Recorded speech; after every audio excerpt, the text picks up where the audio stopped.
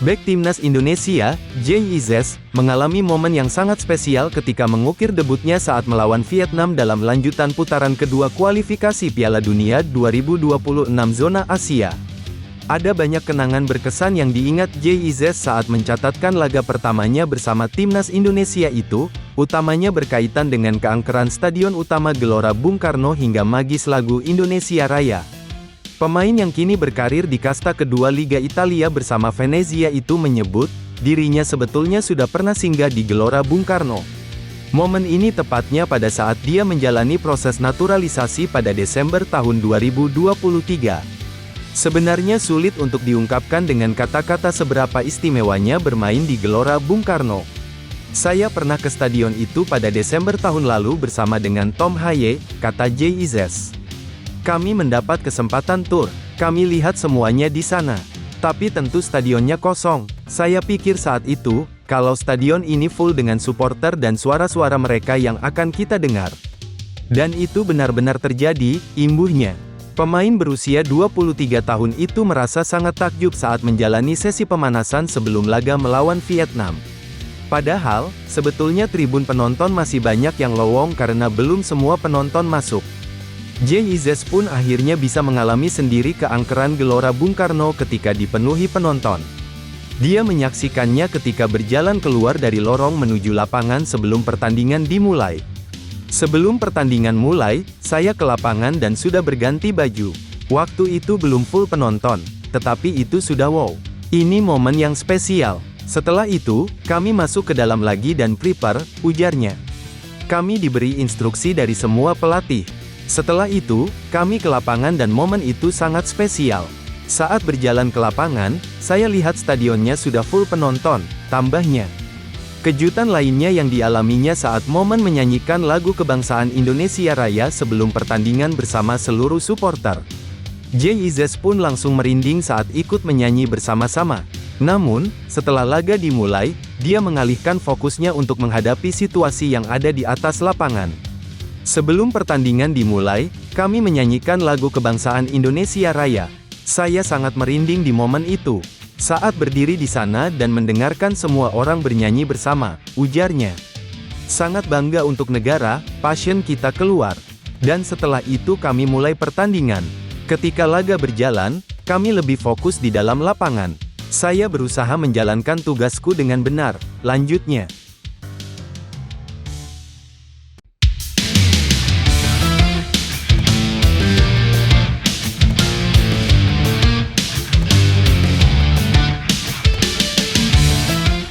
Pemain KAS Open, Sain Patinama telah tiba di Bali pada Senin, tanggal 14 Mei tahun 2024, sambil menantikan panggilan Timnas Indonesia. Sain Patinama telah tiba di Indonesia, tepatnya di Bali pada Senin, tanggal 14 Mei tahun 2024. Hal ini diketahui lewat unggahan sang pemain di Instagram pribadinya. Ia menunjukkan peta Pulau Bali serta merepost unggahan kekasihnya. Kemungkinan Sain Patinama berlibur terlebih dulu di Bali bersama pasangannya, sambil menanti panggilan Timnas Indonesia. Seperti diketahui, Sain telah menyelesaikan musim bersama KAS Open. Sayangnya KAS Open harus terdegradasi ke kasta kedua Liga Belgia musim depan. Mereka gagal bersaing dalam play-off degradasi Liga Pro Belgia musim 2023-2024. Dalam unggahan sebelumnya, Sain Patinama menunjukkan kesedihan tak bisa membawa KAS Open bertahan di kasta tertinggi. Sayangnya hal ini juga bagian dari sepak bola, tulisnya. Sangat kecewa tetapi yang bisa kita lakukan adalah belajar darinya. Sain Patinama kemungkinan besar akan dipanggil ke Timnas Indonesia untuk 2 laga FIFA Matchday di Gelora Bung Karno Juni ini. Timnas Indonesia akan melawan Irak dan Filipina masing-masing 6 dan tanggal 11 Juni dalam laga kualifikasi Piala Dunia 2026 zona Asia putaran kedua. Sain adalah pemain yang mampu mencetak gol ke gawang Irak dalam laga 2023 lalu. Pada FIFA Matchday Maret tahun 2024, Sain tidak dipanggil karena mengalami cedera. Sehingga ia berlibur di Bali juga bisa melakukan adaptasi cuaca mengingat terakhir kali bermain di Indonesia adalah tahun lalu. Timnas Indonesia punya target tinggi untuk lawan Irak dan Filipina di Gelora Bung Karno. Satu kemenangan akan memastikan keikutsertaan Garuda di Piala Asia 2027. Kemudian jika memenangi kedua laga ini tentu timnas Indonesia akan lolos ke putaran ketiga kualifikasi Piala Dunia 2026.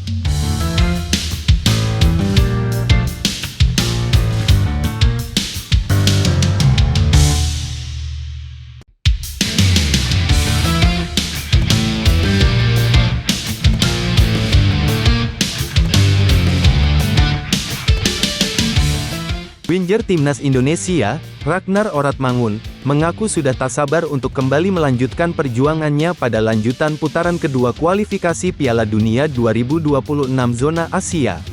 Ragnar Oratmangun mengatakan, dua pertandingan melawan Irak dan Filipina bakal sangat spesial.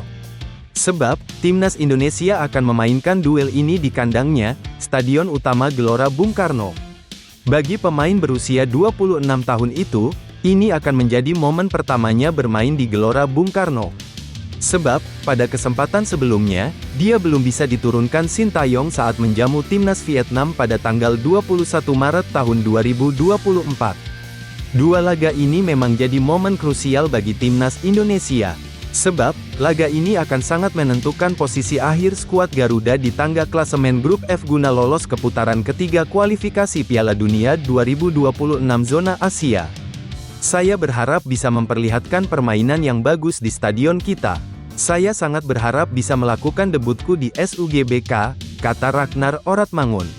Saya akan sangat senang dan yang pastinya berharap bisa lolos ke ronde berikutnya di kualifikasi Piala Dunia 2026 zona Asia.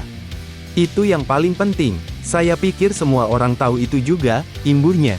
Menghadapi dua laga penentuan di kandang merupakan sebuah keuntungan tersendiri di mata pemain kelahiran Belanda itu. Sebab, dukungan supporter bakal menambah semangat pasukan merah putih saat menghadapi Irak dan Filipina. Selain itu, dia juga sudah tak sabar untuk merasakan atmosfer dukungan yang membakar Stadion Utama Gelora Bung Karno.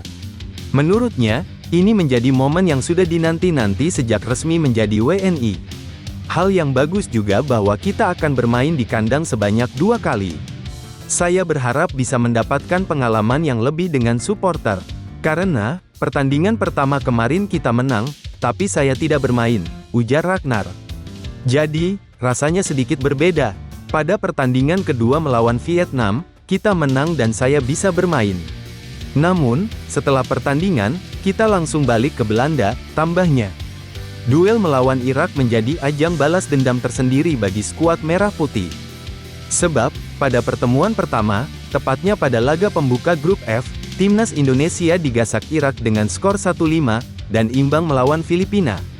Oleh karena itu, dua laga kandang ini jadi kesempatan besar untuk meraih hasil terbaik. Kalaupun hanya menang satu dari dua laga ini, nasib timnas Indonesia sudah dipastikan aman untuk merebut peringkat 2 teratas di klasemen akhir grup F demi melaju ke babak berikutnya. Saya berharap bisa menang semua pertandingan tersisa yang akan berlangsung di Jakarta dan juga bisa merasakan kemenangan bersama dengan semua supporter timnas Indonesia, ujar Ragnar.